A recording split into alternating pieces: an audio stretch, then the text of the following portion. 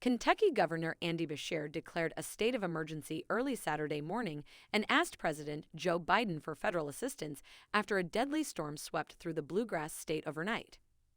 "It's devastating," Beshear said during a news conference, adding that he had activated the National Guard in Kentucky. More than 180 guardsmen have deployed to areas in western Kentucky, the hardest-hit section of the state.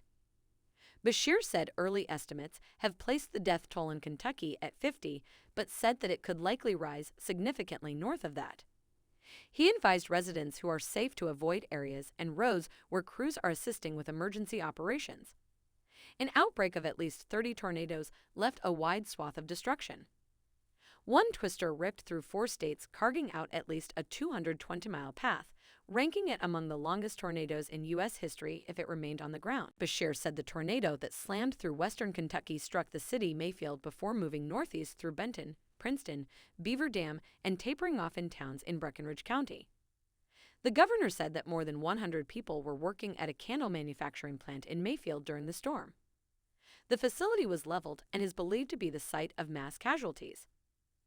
Bowling Green, the home of Western Kentucky University, also saw extensive damage and canceled commencement ceremonies scheduled for Saturday. Significant tornado damage in the area is affecting WKU networks and phone lines. WKU is in contact with all residential staff and there are no reported injuries on campus, the university wrote in a statement.